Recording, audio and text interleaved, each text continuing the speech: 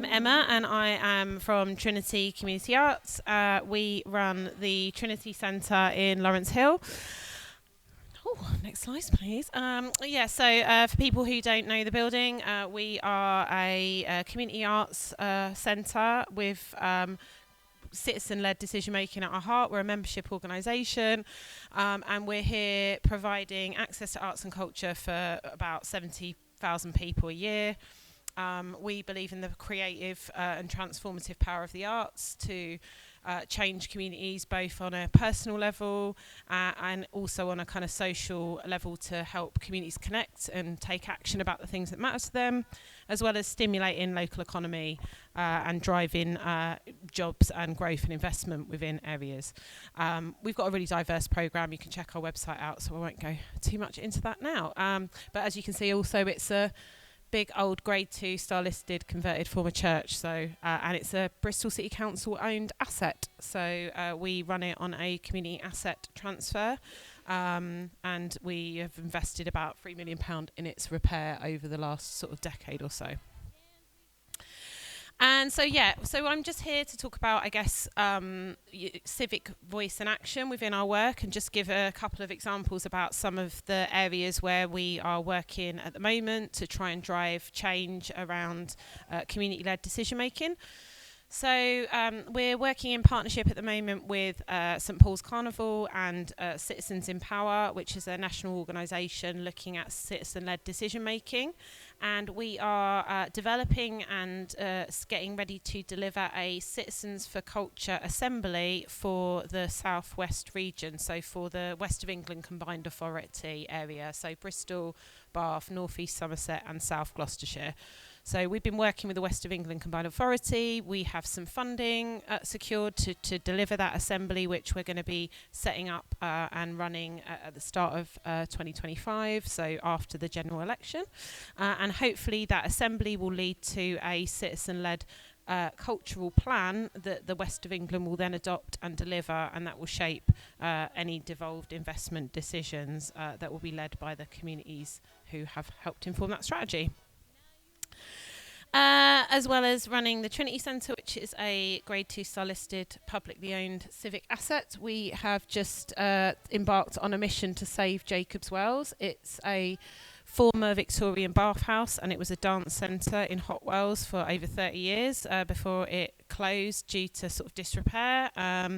We've been working with a community association based in the locality and a number of other stakeholder groups, both kind of youth service providers, arts organisations and kind of heritage and conservation experts, to develop a plan to bring the building back into use as a multi-use community hub. We've raised a bunch of cash. We're still fundraising, so check out our fund surfer if you want to chuck a fiver in. That would be brilliant.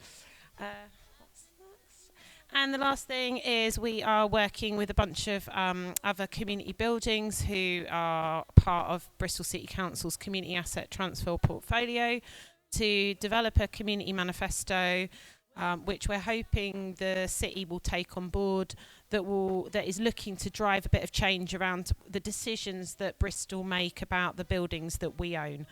So at the moment there is a community asset transfer policy. It's quite old. It's great that the city has one, but it's maybe not fit for purpose now in the sort of times that we live in. There's obviously the context of a lot of local authority budget shortfalls, threats to community spaces of kind of asset disposal, as we've seen with Jacob's Wells. And so we're looking at how we can place more emphasis on community decision making in order to protect the spaces that we know and love and that kind of underpin our social and civic kind of ecology. And that's most of the stuff that we're doing at the moment, apart from running Trinity. I just stuck a few kind of do's and don'ts on, because I just think sometimes that's the most interesting thing. It's like, what do you know? What do you learn? One of the do's is like you've got to make a lot of time for this work. It's like really time and resource intensive in terms of your own capacity to make sure you're having the conversations with like your key stakeholders. So from like the your key decision makers, but also the people that are within your spaces and your localities, so that you can really get to grips with what's needed. Getting out and going places and making use of any sort of pro bono advice that you can get your hands on to do anything that you can't. And I think where Bristol's at, it's part of a wider national context. So just making sure that the story about whatever you're doing connects to the wider narrative around, how we as a group of citizens within a country protect the things that give our spaces value. Don't pay for what you can do yourself. Try not to accept no from anyone who can't have the power to say yes. I think that's a really important thing. Like a lot of this is about kicking at lots of closed doors and being really persistent. But also don't fixate on you being unique or you being the first person to do something. I think we're part of like a kind of local and national movement, and that's like a really good thing. So it's, like I said, about joining up those narratives and not being so worried that you're like the only one doing this thing. Projects aren't linear, so just go with the flow, and just accept that you'll probably never be finished, so embrace imperfection. And that's all I want to say.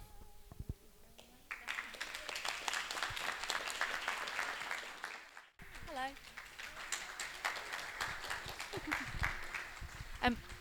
I hope you'll bear with me. I don't have a PowerPoint. What I do have is an incredibly beautiful newspaper. Hopefully quite a few of you have grabbed a paper already. My very charming colleagues over there have got a massive stack of papers, so if you want to grab a paper, it is free, or I should say it is made free by members. That's very important to know, and I will talk about that a little bit more in a minute. I am the strategy lead at the Bristol Cable. I actually have been a member since it began. It's about 10 years old now. We've got our 10th birthday coming up this year. And we are a co-op. You may have heard of us. Hopefully some of the people in the room are members already. The paper is owned by just over 2,500 people across the city. And we do mostly investigative journalism, solutions journalism, and community journalism. I was really interested to hear everything that Emma said, because so much of it really resonated with me about, the way that you build projects, the way that you kind of try and protect projects, the way that projects are not linear, and certainly the Cable has had that similar experience. We have done a lot of different things. We've sort of started from just a few people doing journalism in a free office space back in 2014 to a newspaper that comes out quarterly, a website where we're publishing things all the time, and obviously social media. We have just launched regular weekly podcasts. We do events. And so there is just a huge amount of work that we've been able to sort of grow over the last 10 years through being a membership organisation and having the support of people around the city. We also raise money from individual donations, grants from grant makers. That can be journalism funder organisations from Europe, family philanthropic organisations from America, government grants and things like that, although there are very, very few of those. And I'm sure that everybody here has heard that local journalism is in crisis. But I would forgive you guys for not knowing that, because Bristol actually has a really amazing media ecosystem. We've actually got quite a few newspapers and magazines in Bristol of loads of different types. Some of them are free, some of them are paid for. But I would encourage you, and we're talking obviously today about mutual support and the future, I would really encourage you to become a member of the Cable. Obviously, I'm going to say that. But I would really encourage you to have a look at what we do and become a member. I would also encourage you, if you read other news, to give a little bit of money to them every month, whether that's a local paper or a national paper, but particularly your local papers. The narrative at the moment is local news is in crisis. It's facing an extinction event, and that is something that we're trying to reverse. So not only are we working in Bristol, but we also work around the country, and actually with some international organisations as well, local newspapers and local media companies that are trying to basically reverse those fortunes and do new things, find new revenue streams, and kind of sharing learning, and essentially trying to make sure that local journalism remains in existence and thrives and does what it used to do, which is basically preserve local democracy. That's where it all starts. We have a quarterly newspaper, a weekly newsletter, and we post online pretty much every day. As I said, we've just launched weekly podcasts, which obviously makes our journalism a lot more accessible. You know, if people are like in the car, you can't sit there and read a newspaper, at least I hope you don't. You can listen to the podcast though, and so that makes it a lot more accessible for a lot more people to engage with our journalism. We are doing lots of big projects coming up this year. For example, you may have seen that the media organisations across Bristol have joined together to basically start a task force to try and better understand knife crime in the city, and work with people in positions of power, families that have been affected and families that might be affected, to basically try and reduce the number of knife crime incidents in the city. And rather than saying, you know, we're people that work at newspapers, we know what you should do, we're going to go through a whole listening process. We've written out a kind of 10-point plan. Actually, I think there were 6 points, but there is a point plan for us to start to understand this better and address it and ensure, for example, that our reporting doesn't contribute to those divisions and doesn't contribute to harming families, for example, who have already been having, you know, the worst time of their lives. That kind of ethical journalism and doing journalism in a different way is something that is incredibly important to us. We recognise the responsibility that newspapers and journalists have of not making an already horrendous situation worse. I think the latest stat that I saw was that only 13% of people in the UK trust the press.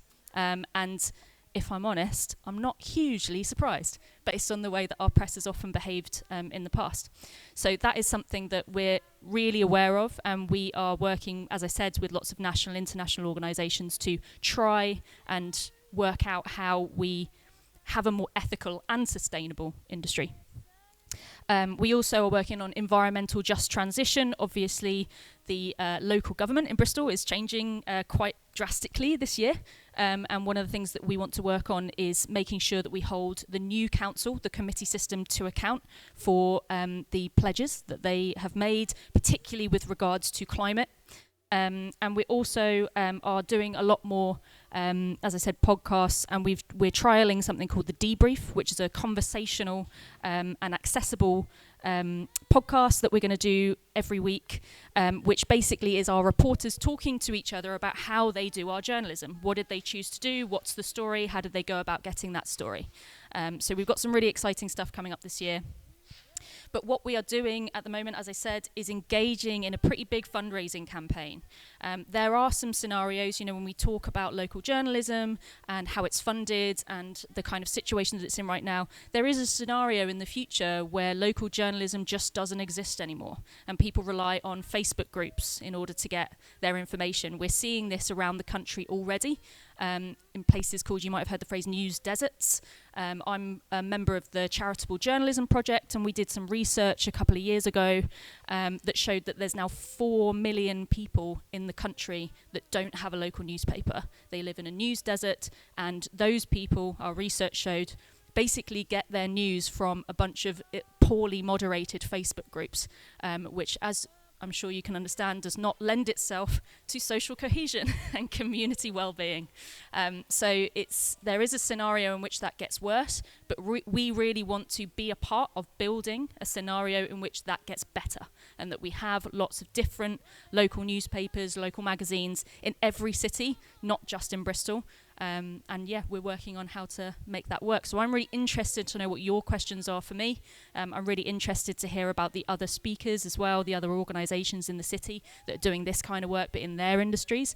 And I do genuinely think that the future is essentially moving away from corporates and conglomerates and into local, not necessarily co-ops, although we are a co-op, but those sorts of social enterprises and co-op organisations that are based on the people like you in this room being a part of those organisations and leading those organisations, whether that's actually being on staff or whether that's just being asked what it is that you want to see from that organisation, what your priorities are, and being an engaged member of that organisation. So hopefully we're doing that work in news, and these guys are doing that work in other industries.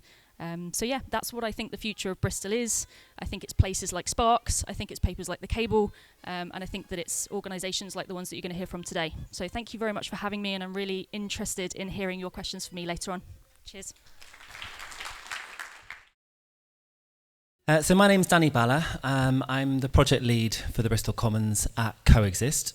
It's kind of difficult to explain what the Bristol Commons is without giving it some context and its origin. So I'm just going to very briefly go and explain where it came from. So we used to run Hamilton House. We set it up in 2008 and ran it for 10 years. And this was our big project, basically, a big community hub. And we were there in one location for 10 years. We had over 500 artists, social enterprises and charities based in the building. At its peak, it had 20,000 visitors per month, and it contributed over £21 million into the local economy each year. And it networked with thousands of groups, organisations and movements locally, nationally and internationally. But it is a co-opted space. And what that means is we were evicted in 2018, and the building owners passed on the contract of running that building to a private organisation that took on a lot of the ideas and a lot of the volunteer hours that went into creating that building. And so we were a little bit kind of lost and forlorn and licking our wounds, as you can imagine. And we had to help distribute the community to various locations around the city. And we were asking, well, what now? What do we do? What's our purpose? And how can we make sure that this doesn't happen again? So rooted in relentless optimism, which is one of the slogans from the People's Republic of Stokescroft, and Hamilton House wouldn't have happened if it wasn't for the work that they did there, we decided that we were going to push on. And we saw ourselves as rooted in networks. So if you imagine all the little dots and nodes, there are all these different projects all around the city, or maybe kind of like community workers or changemakers, and we're all kind of like linked together through various different things, but we need a way of working together better. If that was a brain, can you just go back 1 second, that's right. If that was a brain, then we need to fight to kind of charge all those synapses up at once to really kind of like exert ourselves. And so we took inspiration from a few events. We were at Futureville, which was obviously kind of hosted by Artspace Lifespace, and was an incredible event, very inspiring. And What is Land Justice Conference, which was held at Trinity Centre. And these really informed our thinking. And one of the people I see on the next slide, this wasn't meant to be in there, was Dr. Martin Schwegmann, who is in Berlin and is responsible for the municipality delivering thousands of art spaces to artists all around the city at low cost. And we went to meet him and various projects all over Europe to see, well, how do these community spaces stay and thrive? How do they actually manage to retain that community wealth and not get it lost and sucked up and co-opted by capitalism? So we started to put all those things together, and then eventually we came to this idea of the commons. If we look at things through the commons lens, well, let's just define what the commons is to begin with, because we needed to kind of find some sort of common ground here. The commons is the cultural and natural resources accessible to all members of a society, including natural materials such as air, water, and a habitable earth. And these resources are held in common even when owned privately or publicly. Traditional examples of commons include forests, fisheries, or groundwater resources, but increasingly the term commons is used for a broader set of domains. For example, a knowledge commons, digital commons, urban commons, health commons, cultural commons, etc. And that's what we saw our community hubs, our parks, our leisure centres, all of these places as commons. But they weren't being managed that way. They're being managed within this capitalist system and framework. So we turned to some advice. David Bollier is a key kind of thinker and writer on the commons, and co-wrote the book Free, Fair and Alive. And in that book they say that commons are pervasive, generative and a neglected social life form. So it's like it has this kind of intelligence to it. They're complex, adaptive, living processes that generate wealth, both tangible and intangible, through which people address their shared needs with minimal or no reliance on markets or states. Quite often commons is associated with a tragedy of the commons, but this is a bit of a myth, because what we've found through time is actually when you privatise property, that's when it gets exploited, not lots of people exploiting something that they share governance of. And when we think about the commons in Bristol, we identify lots of different types of community resource. So My Vast is an example of one which is privately owned, privately run. This one.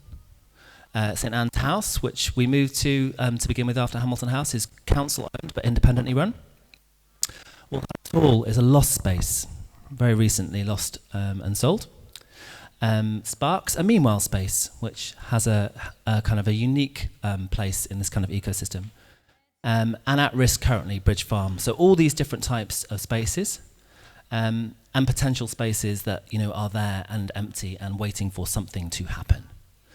So we set up the Bristol Commons by inviting people coming together. So it was individuals, groups, organisations to build community power, land justice, and create systemic change. How do we shift things? How do we make sure that this doesn't keep on happening?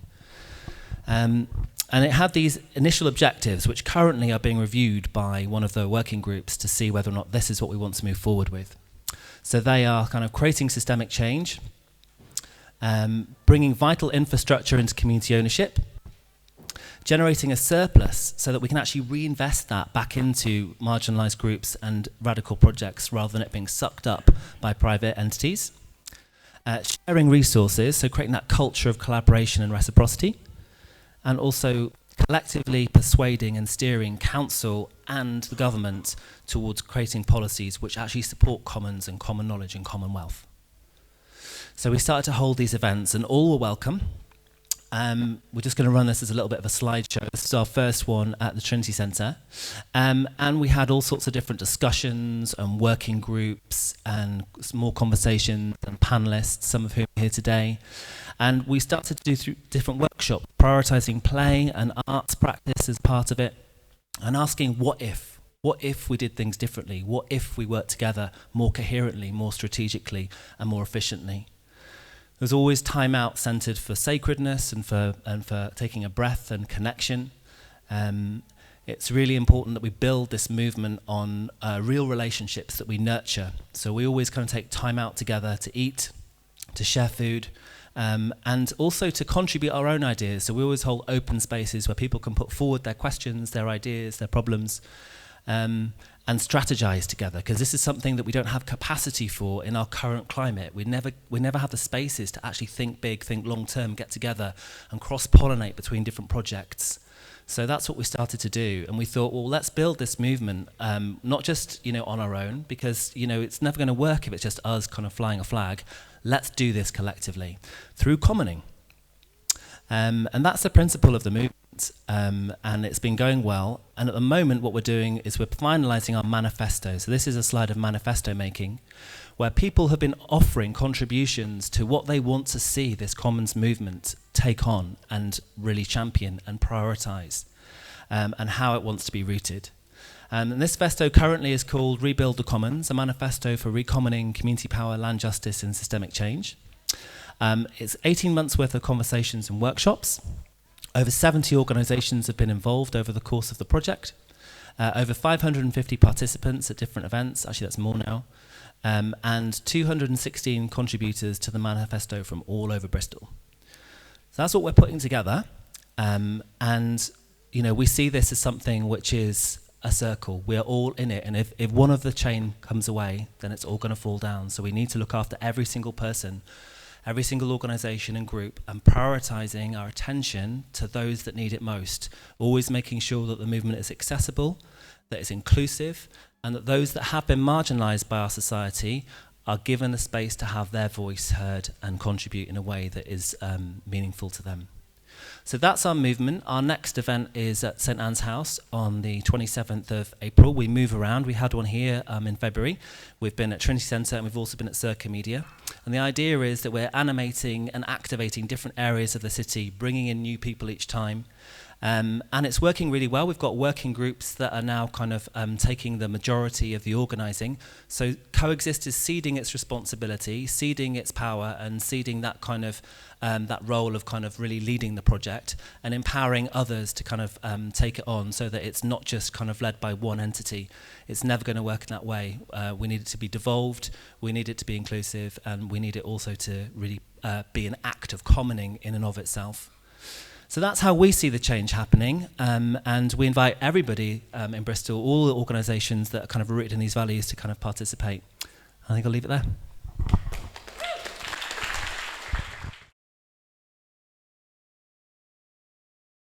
My name is Tara. I'm from Kurdistan. I was born in Kurdistan. I'm here today as an independent person, just as me talking, because I thought I stand for people, I stand for other individuals as well who see themselves as activists, and I can see so many of us here who are activists. So yeah, I wanted to talk about disruption that leads us to take actions and to change and to challenge the status quo. And I am kind of known for doing that a lot everywhere I go. And some people don't like it, and some people do. And the ones that don't like it, I don't care.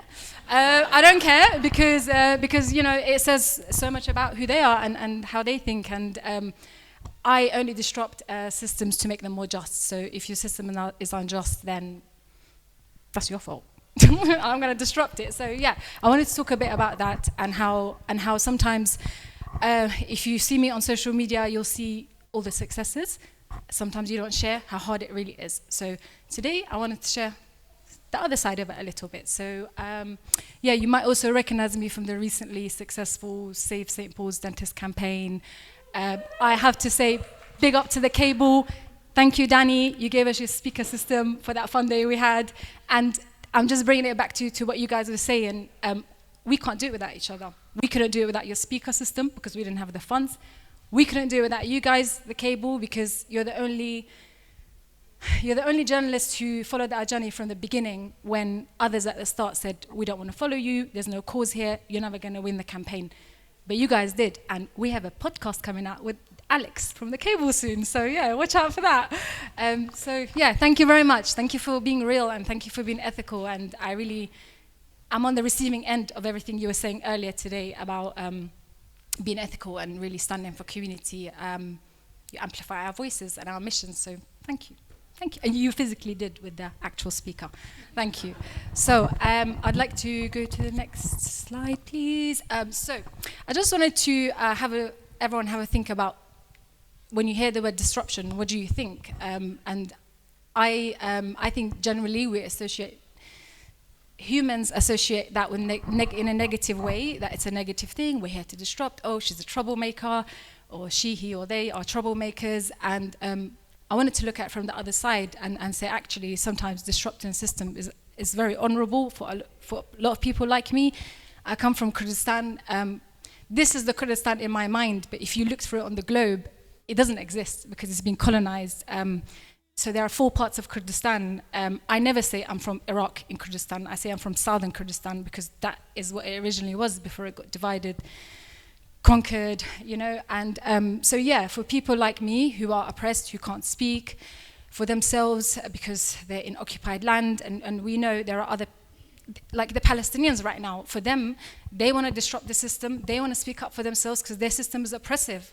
In their own land it's oppressive. So yeah, I just wanted to say, you know, disruption is an honor. I will do it all my life. So yeah, join me on the journey, guys. It's fun. So yeah, just wanted to put some questions out today about is disruptive activism the future? I think it is, because I don't think authorities are doing it for us right now. None of the systems are working. We're paying for systems that don't exist. Like, I'm paying loads of tax, guys, and the systems that are meant to be there do not exist. Dentistry, NHS, education is failing around us, and we deserve better. We're hardworking people, we're great communities, great groups, and why don't we get what we work hard for and what we contribute to? So I think we have to keep on disrupting if we want to get the change that we need from those in power. So there's something there about people power and the fact that we need to keep on disrupting. And this was my very proud moment of disruption years ago for demonstration for Rojava, which is a part of Kurdistan that's still under occupation by forces in the area. If you want to know more, please Google, but find your right sources. So yeah, that day I remember there was a lot of articles about us, about how we stopped the traffic, how we were we were slowing down traffic. and disrupting the bus service. But it just went right over me because we were doing it for the bigger cause, and whether it's a small cause or a big cause, just do it because it's worth it. Because if we don't do it while it's small, it will get bigger and worse. So we can see that with the Palestinian story, the Palestinians right now. So I'll keep referring to it because it needs to be referred to. So yeah, I think we should begin by challenging ourselves and how we see ourselves and our lens when we think about disruption and activism. And how do you see yourself? If you see me as an activist, does that mean you don't see yourself as an activist? And I don't really like that. I think we should all be activists. I don't think anyone should be called an activist really. But yeah, join the other side if you're not there, guys. It's fun when you win. And actually, there's a lot of power in not winning. There's a lot of learning, and there's a lot of mobilizing and meeting. Out of 1,000 people, you meet 10 great people, and they're the ones that really matter. So yeah, keep on doing it, guys. We'll go to the next one, please. So yeah, there is that period of like the deafening silence. And I wanted to share that in relation to the recent St. Paul's campaign, because I haven't shared this. This is the first time I'm going to share this, actually, which is for 11 months, I took on the mission to go and contact a lot of authorities, public bodies, and I used to work in community engagement, public health, and race equalities, right? So I had a lot of networks, and I thought, right, I've done a lot of work around the vaccines, around so much. I've built all these networks. I went through my big spreadsheet, and I contacted everyone as part of like the person who spearheaded the campaign. Nobody got back to us. Nobody got back to us. No newspapers, no journalists, nobody, apart from the cable, nobody. All the other, even local journalists were saying, actually, this is national crisis. You're not going to win. Why? And it was very hard. And at one point, there was like just me, my kids, and 2 more people protesting outside the dentist every Thursday after work. And it was really sad. It was actually a sad picture. And at one point, I was looking at my kids, my 3 small kids, and thinking, like, how is this going to go? I really want it to go well, so you could learn that you can be a part of change. And if it doesn't go well, how am I going to explain to you? But yeah, it worked out, and we persisted. And I think there's something there about all of us when we see, I'm sure some of you guys may have seen the campaign online, and you may have thought, even my own friends told me now, we never thought you'd win. We never thought it would be a victory. And sometimes you don't believe in it, but sometimes just believe in it, and you never know, it might make a big difference. When we met you, Danny, we were struggling about a speaker, and you just said, we've got one, and you don't have to pay us for it. You just said, I'll bring it to you as well, and I'll take it back. So it's things like that. You believed in us. You didn't know how that was going to go. You just said, okay, I'll share my resources with you guys. And maybe until this day, you didn't know how much it meant to you, but I'm going to say it. Thank you very much. So yeah, where are the allies? Who are the ones that really care about equity? Because the processes are broken. You pull apart any policy, it's out of date. It just about ticks all their boxes, but it doesn't tick our boxes. So yeah, I think enough is enough. Interrogate and tear it up, guys, because what else next? Housing is not working. The NHS is not working. Education's falling apart. Our teachers are not even qualified in the things they're teaching. So tear it up, guys.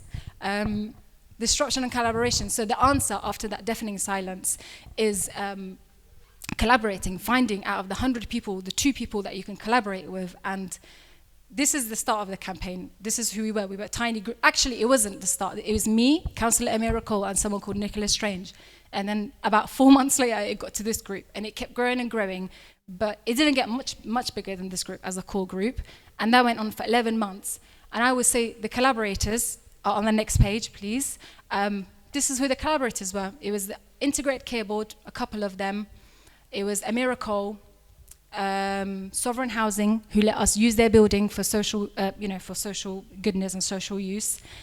We bought the equipment of Bupa. We had a deal. Sovereign Housing let us have the building for 1 year for free. So we set up all the assets for us. We were quite blessed as well. But it took particularly people like me to know that you could do that. You can ask for it. What's the least they can say? No? And then when they say no, you just interrogate until you get a yes. So you win in the end, right? So just keep on going. So yeah, thank you for listening to me. I just wanted to end it on this definition of an ally. What's a good ally? And it's about knowing how how you could be an ally, knowing the definition of it, and how you could learn from just the definition of it to taking action to help others for social change and to be part of bigger change. And it's always worth it. It's always worth it, because if not, what's the alternative? So yeah, guys, disrupt away. Thank you.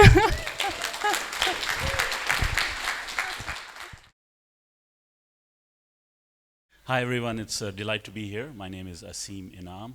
I'm really here to listen and learn and find common ground. So I wear 3 hats. I know all of you wear multiple hats, but there's a reason I'm mentioning what my hats are for. Primarily, I'm here to represent the Stokes-Croft Land Trust, which is a relatively young organization compared to some of the really accomplished people here. But I also teach at Cardiff University, and I mentioned that. I'll tell you why that's important. And I'm also director of experimental practice called Lab for Urban Transformation. If you want to follow us, there's our Twitter handles. So True Lab and Stokes-Croft. So what is our mission? So this is, it's our mission at the Stokes-Croft Land Trust is to acquire and steward buildings and property. And the key word is land in all this, in Stokes-Croft, with and on behalf of the local community for the long term. We are a community benefit society which has been created as a grassroots institution, governed and run democratically by its members to acquire and steward buildings and property in Stokes-Croft on behalf of the local community for the long term. So this is probably the key sentence here at the end. Our goal is to take land out of the speculative capital investment market, which, as all of you know, is not easy, but we are working very hard at it, and then into secure community ownership, thereby enabling long-term, affordable, and sustainable local development, putting the control of local areas back into the hands of local people. Next, please. So I'm going to talk more about the process, because it's an ongoing process, what we are doing, what our goals are, what our strategies are. That's why I subtitled the presentation, Strategic Alliances and Creative Strategies, what we are working on. So who are the most important people for our small organization? Our 400 plus members, very devoted community members, and the largest Stokes-Croft community. I want to talk about the word community a little bit. That, as you know, the whole notion of community is changing. It used to be people living next to each other, but we can be connected across the city, across the world. And so, for example, we have a lot of members of the Stokes-Croft Community Land Trust who don't necessarily live there, but believe in it and want to support through money, through volunteer work, through being on the board, etc. So just an example of how we do engagement. Our most recent AGM was quite interactive. We had really fantastic breakout sessions, kind of brainstorming about what's going on, what we can do. And then there was an exhibition of my students, which I'll talk about a little more briefly later, of creative brainstorming about potential projects. What can happen here? Next, please. We have a board of trustees, like all of you do. It's an 11-member all-volunteer board. One of the issues we have, as I'm sure maybe several of you have, we don't have part of full-time staff yet. That's one of our goals, to be able to fund a position like that so they can support us in our work. But it's a great, great board. I really love being with them. It's a very dynamic group. Next, please. Oh, by the way, if you didn't notice, can you go back 1 second? I don't know if you, maybe it's a little faded. The person on the left, that's Catherine. She used to be on our board, then we lost her, so we are trying to clone her back with new technology. Okay, so the first achievement was just a few months ago. I've been there for about a year and a half, but there have been others who've been there for longer.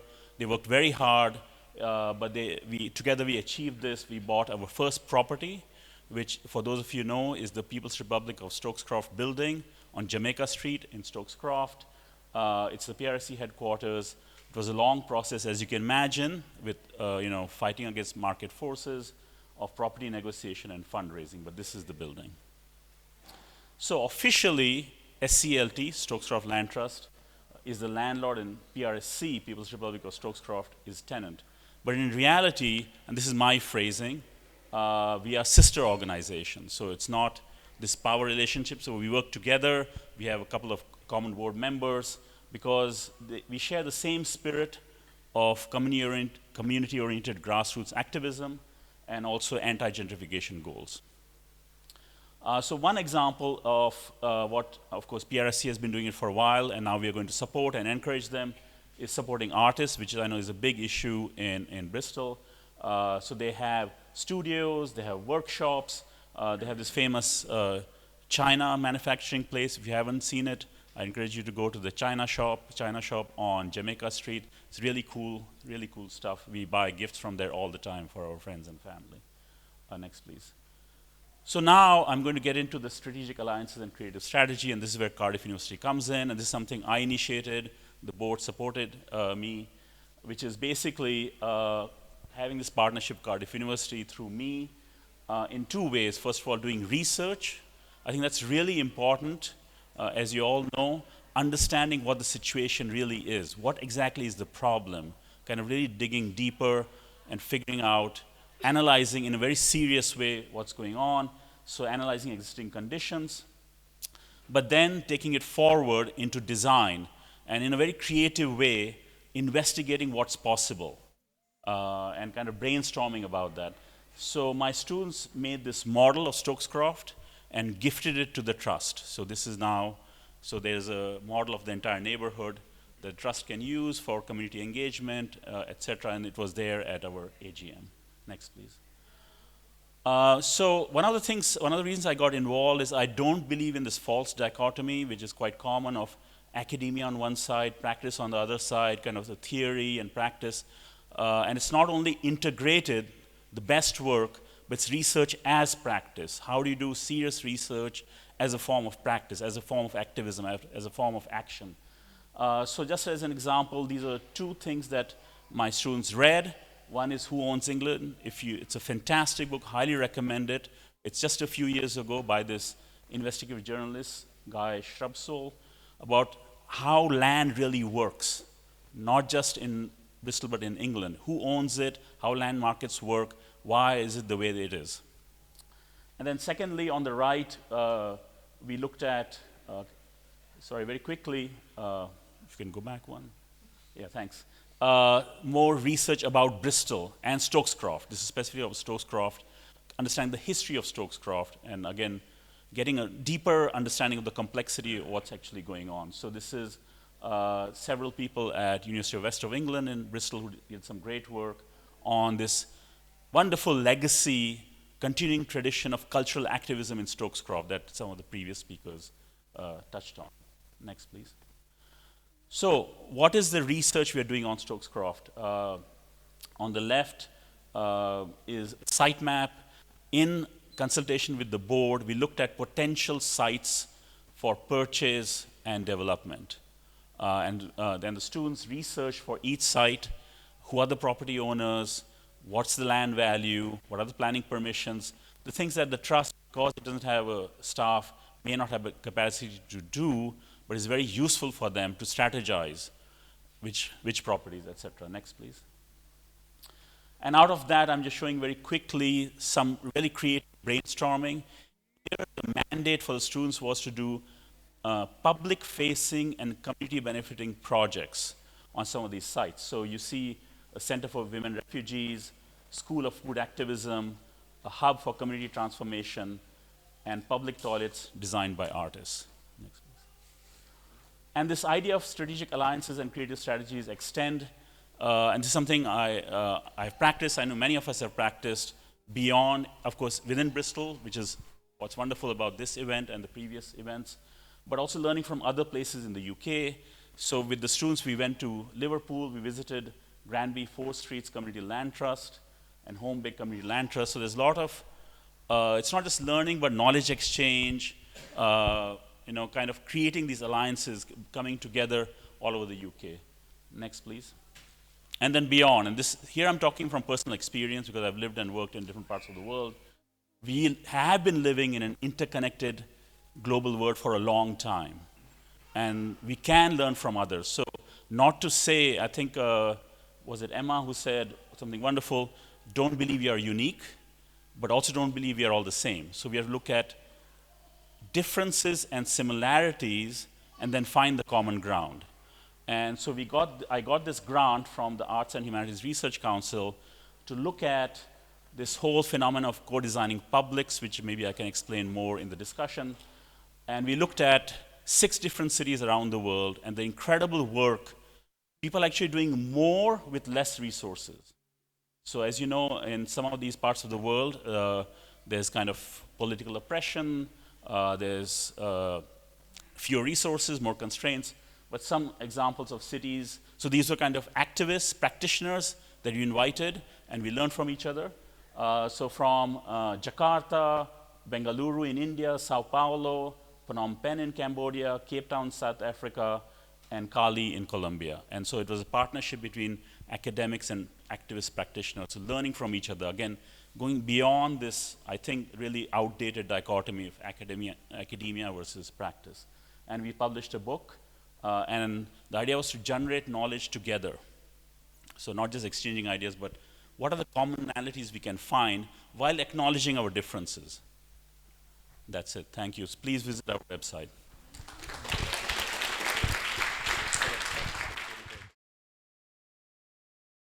Hi everyone. Yeah, so I run Easton Community Centre and Felix Road Adventure Playground, so 2 community spaces in Easton.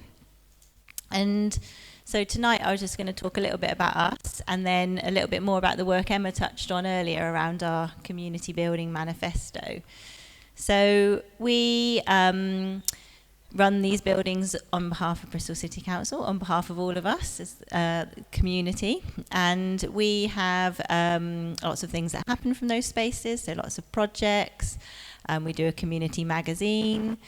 We are also the landlord to 2 nurseries that are run by a social enterprise. We're also the home of Hurrier, which is a fantastic social enterprise providing food and employment for women. With a home to BCFM radio, and we also have 4 shops which we rent out in Barton Hill. So that's a lot of community space that we are, currently the stewards of. And we really believe in the value of community space as like the bedrock of all of us, really, of our community, our connections with each other, our well-being. And there's a couple of things. So all of those organisations have been around in various times. So Easton Community Centre was built in 1989 by the community of Easton, and Felix Road was built by the residents in 1972. And through those journey, through the 50 years, they've had a kind of up and down, and because during that time they were taken into council ownership. And then when the council also then lost its funding, it went back into community ownership. So it shows that over time, things change quite a lot. And so looking at how do we protect those spaces into the future is kind of where we are now. But before I talk a bit more about those things, let's see if we can show a little bit of just this little flavour of why community spaces are so important. It's just a place where I know I can always come, so I can just hang out here all day. I can buy delicious food if I want to, but I could also just come and not spend any money. I come here with my son on the same day every week, and I always see the same people.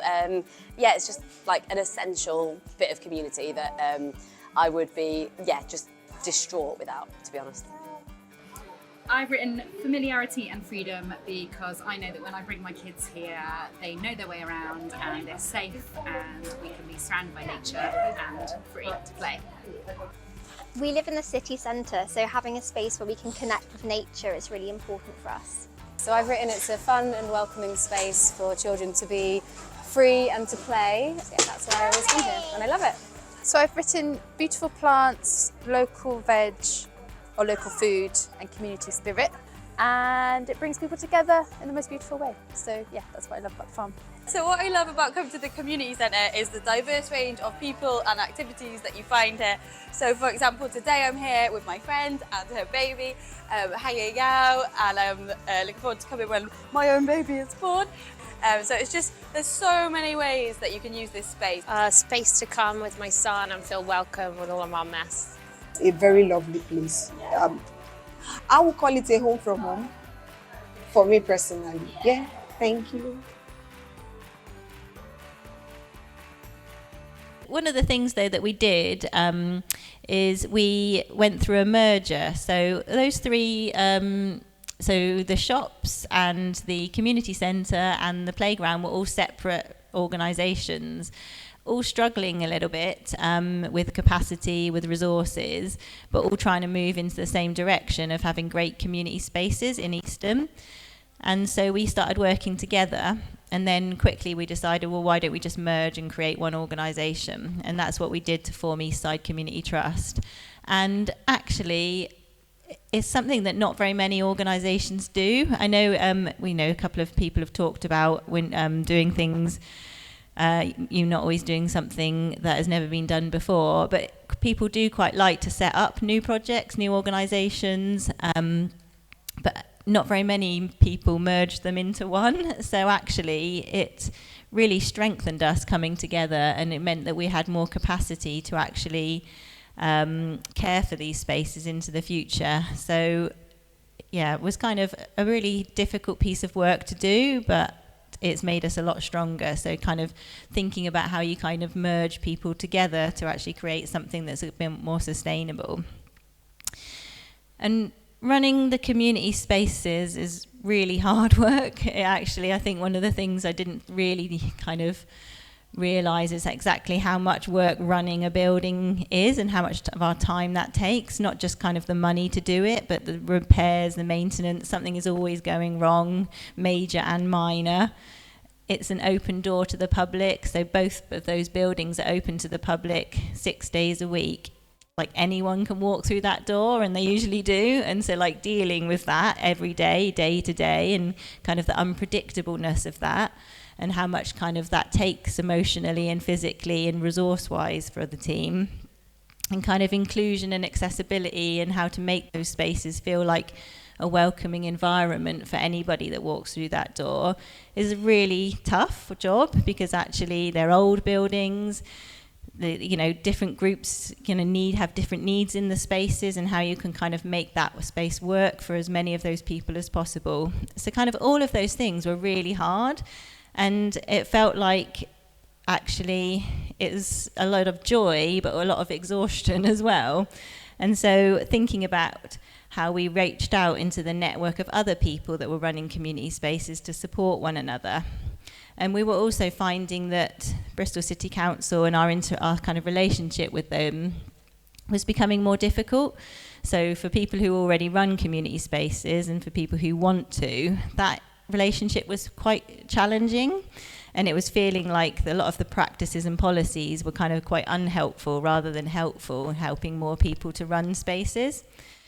So I kind of got in touch with some of my colleagues and peers like Emma, and we kind of floated the idea of putting together our manifesto of what had we learned running community spaces in the last, dare I say, 10 to 15 years, and what could we do, what do we think could be done to kind of make that process easier and better, and that we're part of the solution together. So that's where we came with this, Roots of Resilience, our manifesto. And I suppose and it felt like this is a time for change. There's political change in the council in this city, and there's lots of organising like this going on with like citizens wanting things to be different.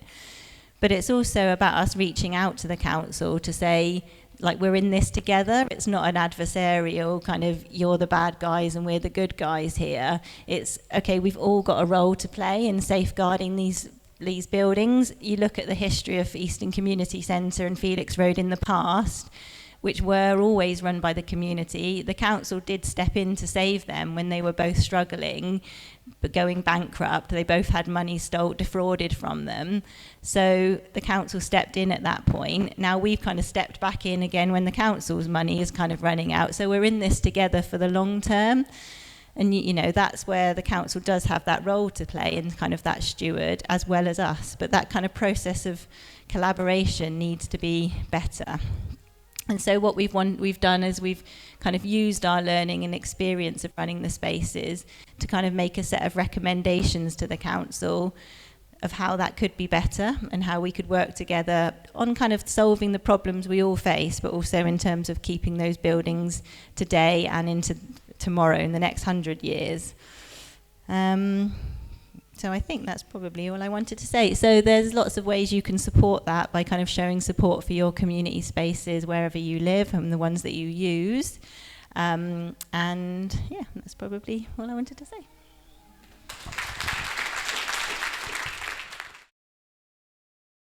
Hello everyone. Thanks for having me. My name's Ben Stevenson and I'm the organiser of the Bristol Urban Forum. I think it's a kind of mere minnow next to some of the projects that we've heard about tonight, but I just wanted to talk through a little bit about what we've done over the last year. It is a kind of one-year experiment, slightly make it up as we go along.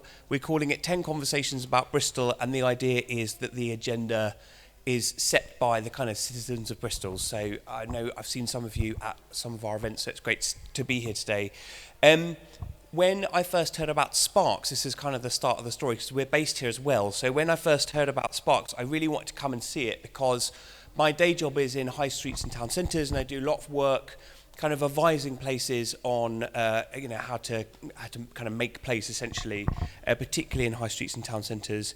And so when I heard about Sparks and the kind of regeneration of Sparks as a community space, I had to come and see it, and I met Catherine and Jenny and others, and they were kind enough to give us a space here for the year. So I guess huge thanks to Catherine and to Sparks, the whole team, but also what a space. I mean, it's so brilliant. I go to lots of places around the country to see spaces, and there's nothing like this. It's so quintessentially Bristol. And it's so wonderful to see it happening. And every time you kind of walk through the ground floor, you know, there's more and more stuff happening, and it's really exciting, and it's a kind of resurgence of something really important, I think, for our high streets.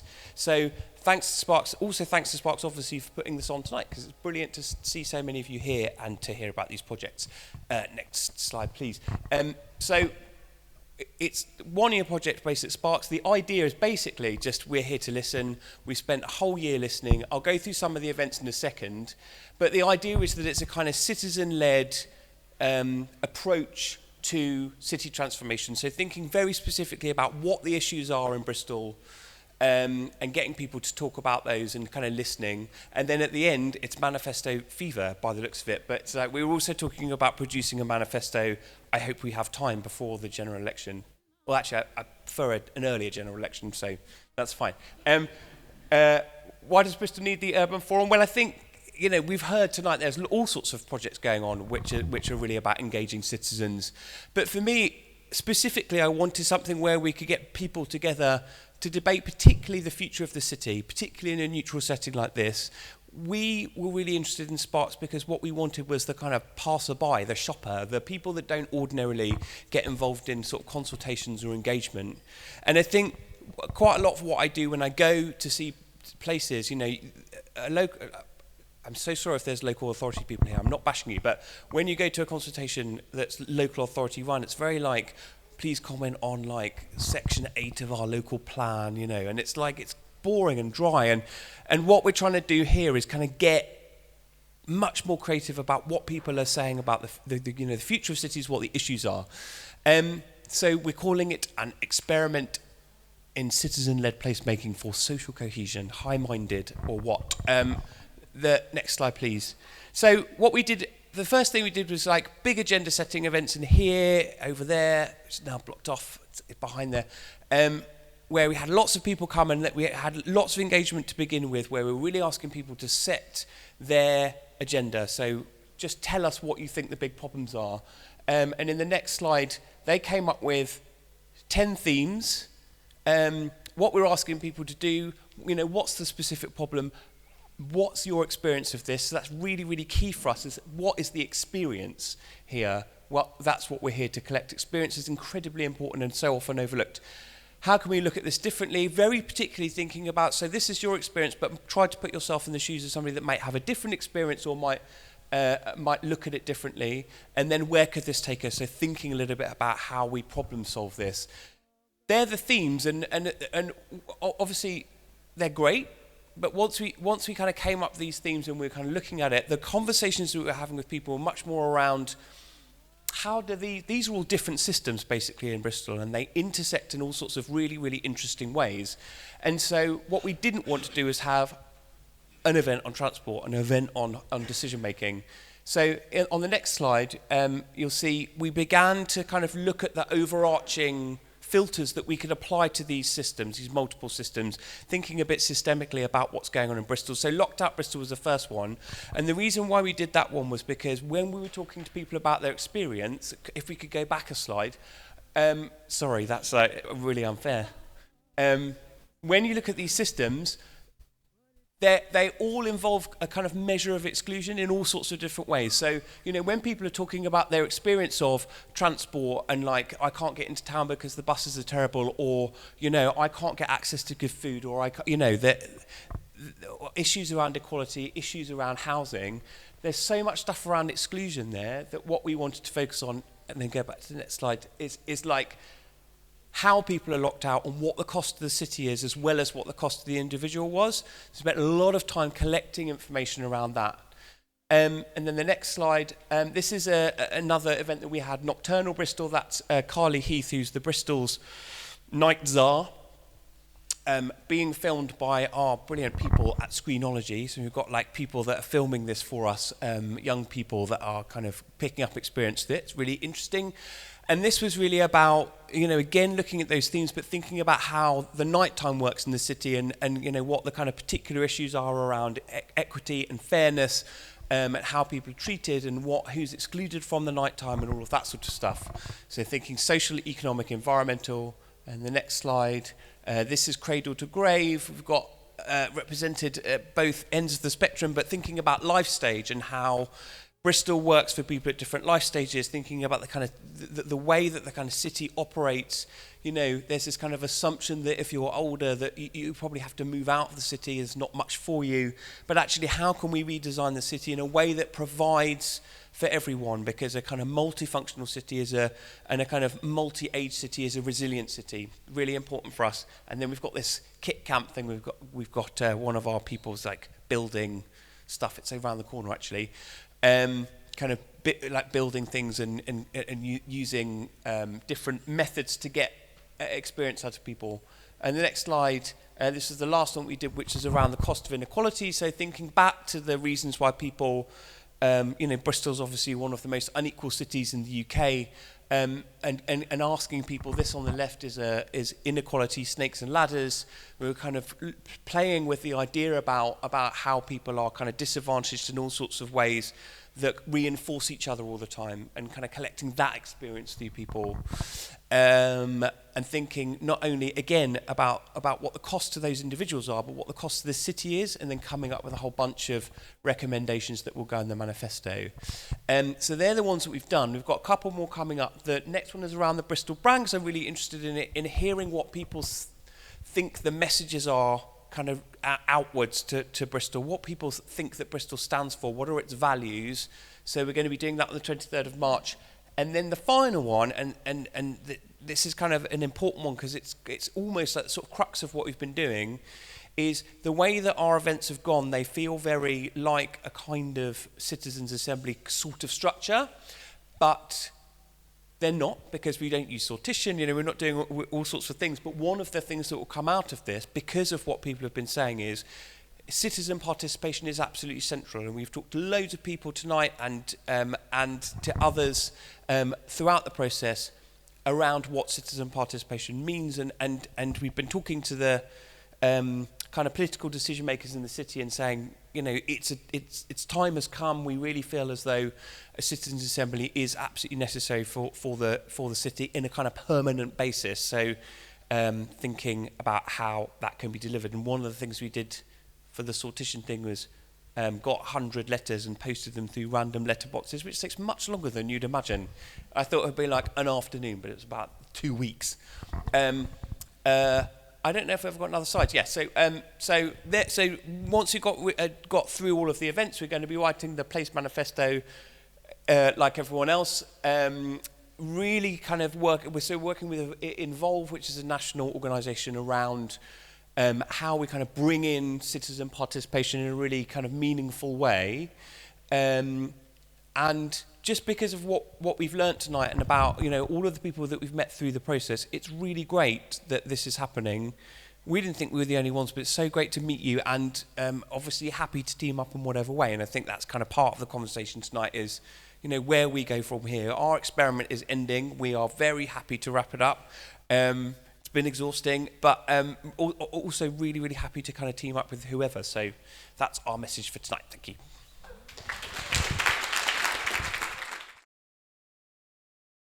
I'm not actually from... I had to stand.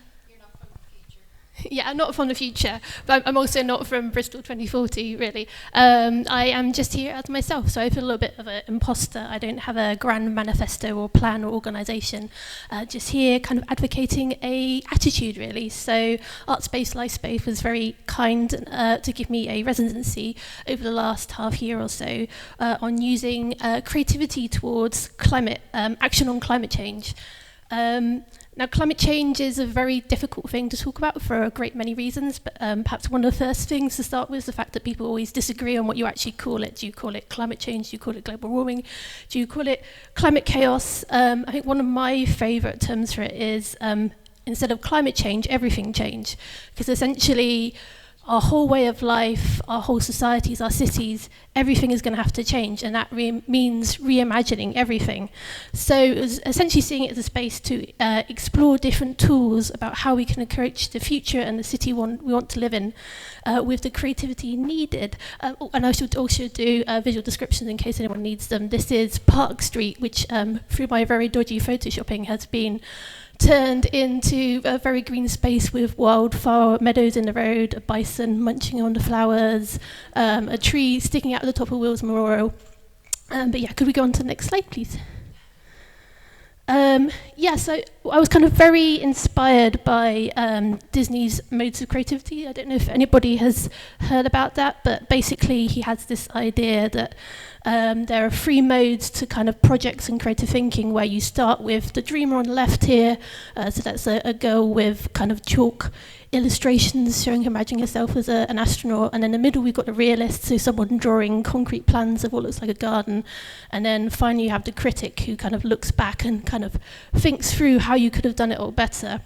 Now, the thing about the modes is that this idea says that often people get these modes very muddled up. So before we've even given ourselves space to dream, we start bringing in practicalities and go, do we have the budget? Does the policy going to allow this? Which I think is a real shame, because it kind of shuts off kind of what ourselves thinking, what future might we even want to live in before we've even begun that process. So I think it's really vital that we give ourselves spaces to dream when we think about climate action, because otherwise we're going to easily replicate new problems and not even kind of think through the place we want to be heading to. So next slide, please.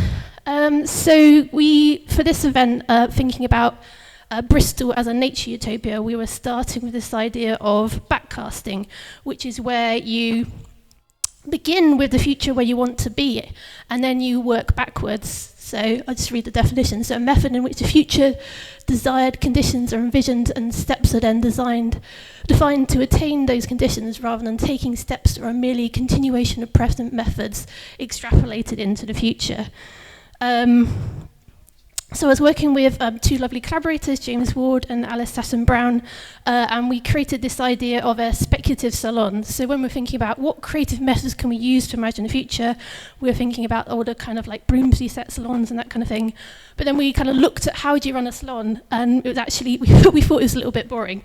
So we thought, actually, instead of having a presenter talking about their amazing work, maybe we could have a presentation from the future. So someone talking about the future in which amazing things have happened. And then we thought, what about instead of just having a speaker from the future, let's put everyone in the future. So that's what we did. So we can have the next slide, please. So people came along and they were invited to pick up a badge off the table, which was basically identified them as part of one of the activist groups that were essential in making this nature utopia of 2040. And then we started with the total dream space. So as we were talking about the Disney creative modes, we were thinking about what do we want the world to look like? What do we want it to feel like? What is that nature in our city going to be? Without bringing in any kind of limitation at all, like the sky was the limit. And then once people have had that space to imagine what they want it to look like, we started working backwards. So we kind of had a timeline of what needed to happen to get to that point, and people were building in those step-by-step backwards through until now. And to kind of support people in this process, we were using a technique that we'd stolen from a brilliant process called Thing from the Future, which is where you have two envelopes where you pour out one card, which gives you an emotion, and one card which gives you an object, and then you have to kind of imagine your story of what happened using those two things. So you might bring out like potato and happy, and then people go, oh, well, that was a really important part of building our climate utopia because we needed nutritious food, and so we grew lots of potatoes and people were really behind that. But there were all sorts of strange things that come up. So basically forcing people to look at the future in an imaginative way. And then we finally ended with people building a monument to that future. If you go to the next slide, I think we've got one of them. Yeah, so here we've got some monuments on the left. We've got a cardboard sign saying living and growing together. In the middle, we've got a boy standing in the middle of some cardboard tubes which have been turned into trees with bits of leaves sticking out, and then some blue fabric joining them as rivers. And on the right, we've got some paper boats in the middle of a kind of wild mess of willow, which was supposed to stand for the harbour side being turned into a wetland, and working with the people living there on boats to do so. So lots of different ideas came up along those kind of lines of unearthing the rivers under Bristol, giving each child a tree to grow with when they're born, so we have that connection to the natural world seeded right from the beginning, and lots about kind of nature connecting into food and community. I mean, I think one of the big things that was kind of coming out with it was this kind of the importance of seeing climate and nature action through the lens of community, stopping thinking about sacrificing things and all the difficulties that were going to be faced through things like driving less, and actually just focusing instead on what we gain. Next slide. Yeah, so this is just another picture of the monuments with the cardboard tubes. Sorry, I always struggle to juggle two things. So I think one of the things that we've learned, and we've kind of this idea that we tested here in Sparks, we've gone on to test with other places, used with one of the BRICS Community Climate Action Plan to think about actual concrete changes that people might be making. It is a struggle to get people in this kind of mode of thinking. When you start, you're always fighting people, saying, no, stop talking about funding, or try and have some fun. But when you kind of push people out of that comfort zone, kind of nudge people into actually experiencing some joy, they really get into it. They say that it helps ideas come quicker and more easily. People say that they found it kind of hopeful and joyful and exciting, which is, words you really don't hear connected with climate change work. I'm Professor of City Futures at the University of the West of England, and I've been working on issues around urban practices for almost 2 decades. And specifically, I'm going to speak about a programme that when I came to work at UWE in 2016, I set up called RepairAx. And I'll just let that all settle in for a second.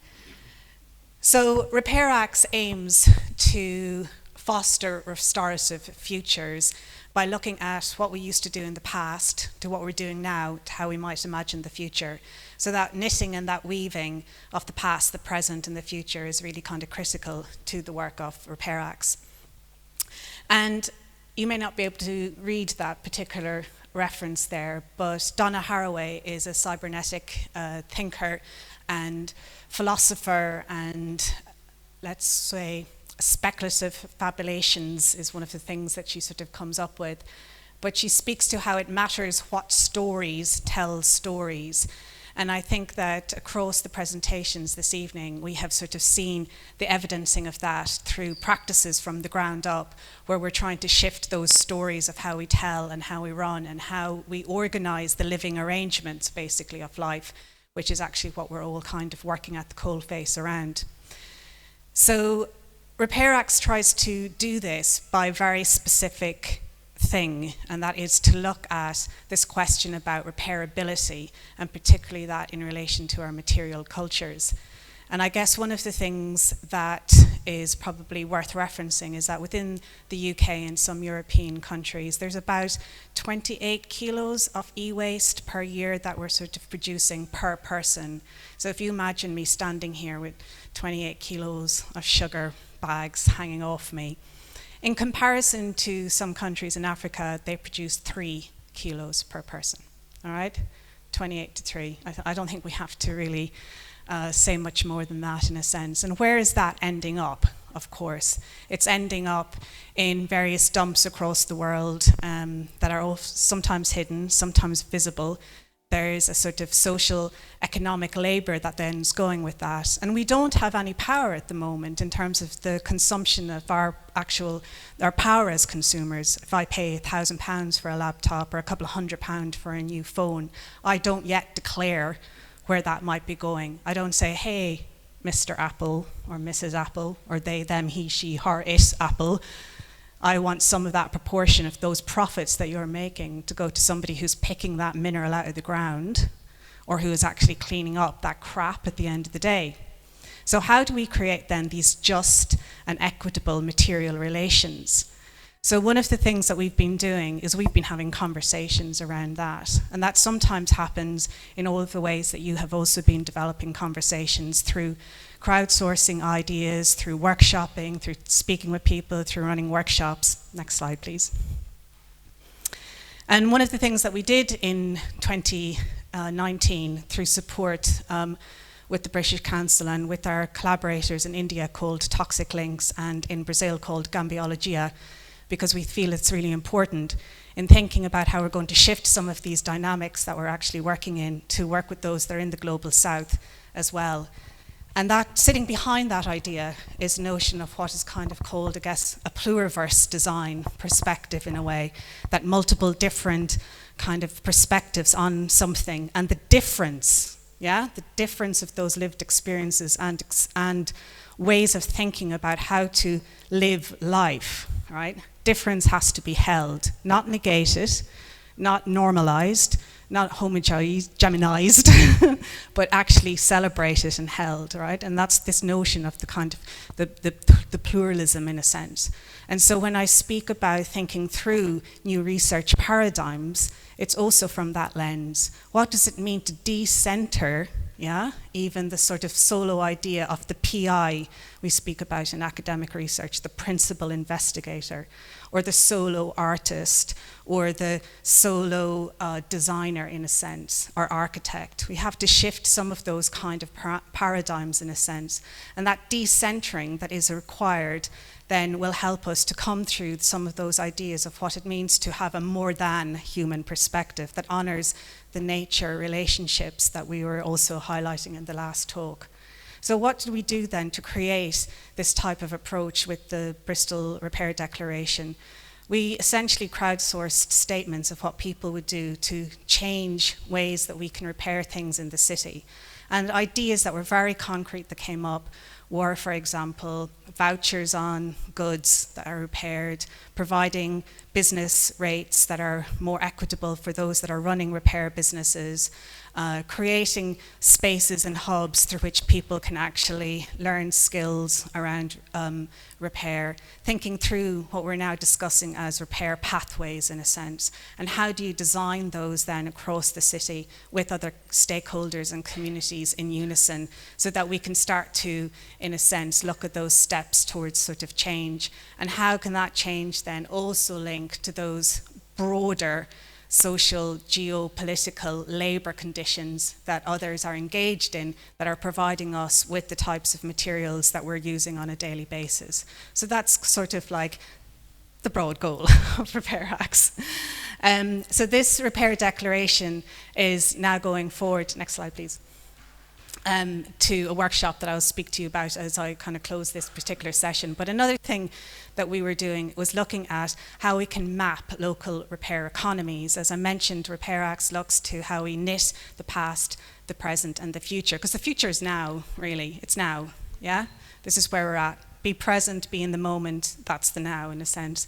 So when we were looking at this map is really interesting because just did it around the sort of Bedminster sort of kind of a my square mile was the kind of the radius of the scope of the work. And we triangulated this data from fire insurance maps, trade directories, etc. And you can sort of see the pattern of the war here in a way, like you see Totterdown back in the 30s and 58. We took these 20-year time slices, 38, 58, 78, 98 and 2018 in this particular case. And what you sort of see is that there was an awful lot of domestic repair economy going on, yeah, in people's homes and backyards, because it's kind of the way the dots are distributed here. But then post-World War II, we sort of see it shifting here to where these yellow dots are now around the industrial estates that were sort of in Asda, that are close to Asda and the Windmill Hill City Farm. What this does is kind of allow us to sort of map something that's quite important, and that's the next slide, please, is these changes in local repair economies over time also share with us the changes in the diversity and the accessibility of local repair economies. So when we go back to 1938, we can see all of these different types of things that were repaired locally. Essentially, your shoes, your bikes, the lime wash in your house, etc., etc. You also see that there wasn't that much consumer goods that we sort of have, like a single radio or TV, etc. And this over time starts to shift.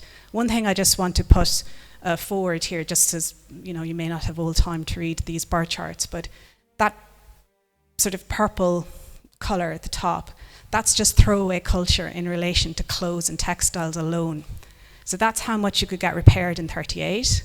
That's how much you could get repaired in 58 in terms of businesses that were registered to fix your clothes, and that's 2018. Yeah, and I live in this neighborhood, and it's probably pretty much the dry cleaners in Asda.